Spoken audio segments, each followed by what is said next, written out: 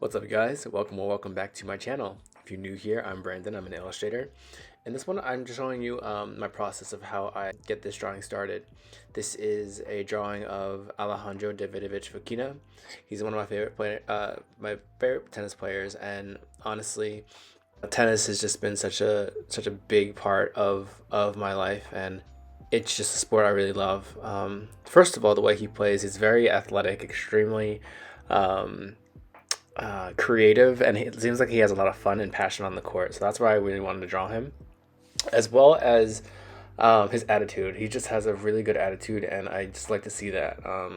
A lot of times when you watch people, I feel like sometimes they don't look like they're enjoying themselves, or it just looks like a chore. And this sport. It's I'm sure there's a lot of gripes about it, but it also is a privilege to travel around the world and do the thing you love the most. So yeah, I just love that about him.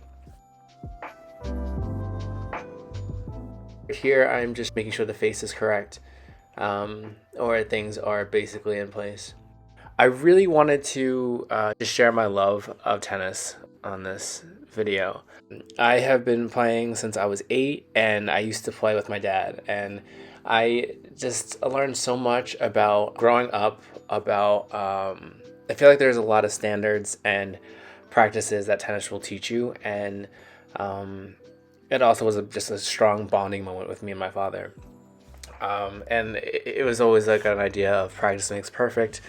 I wasn't that good as a kid, and I got better and better and better, and it just taught me the practice of to practice, and to let you know you'll get better if you put your mind to it.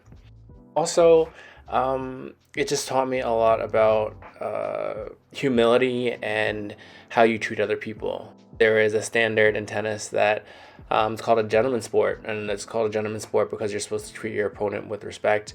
You always shake hands at the net, look them in the eye, and say "good match."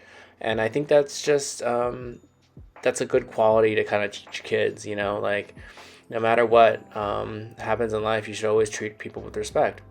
It teaches you so much about life, like pretty much that when you play, it's an individual sport. You don't play with a huge team around you.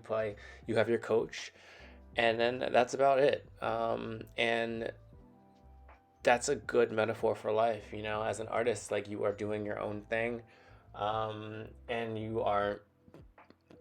it's kind of you against the world, and all eyes on you. So you have to be in control of your mental health, um, and everything like that. And I think that relates to art. There's just so many like mental sides to this creative journey that are so imperative, that are important for your success, and for you to understand.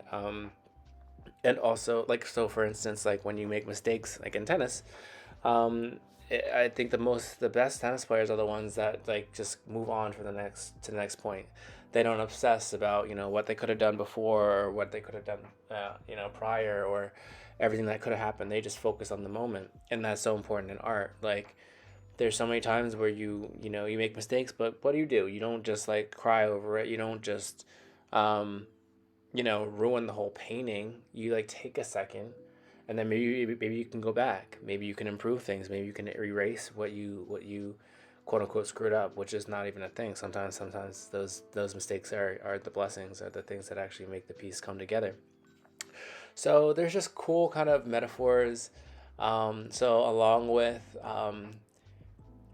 just teaching you to kind of just take care of your own business, focus on yourself. I also love the fact that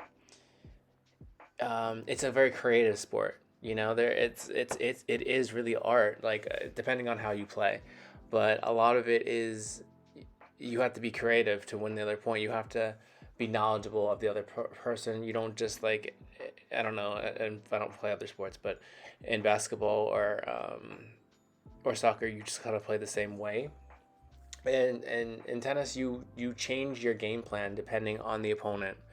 Um, and you can use angles and drop shots and hitting hard and using your legs. There's so many things you can do to kind of create a win for yourself. And I think that, again, that is just very similar to art. Like, in the creative journey. Like, you have to be, willing to do different things, to open up your mind to other ways of thinking, to kind of embrace the challenge, and be open to just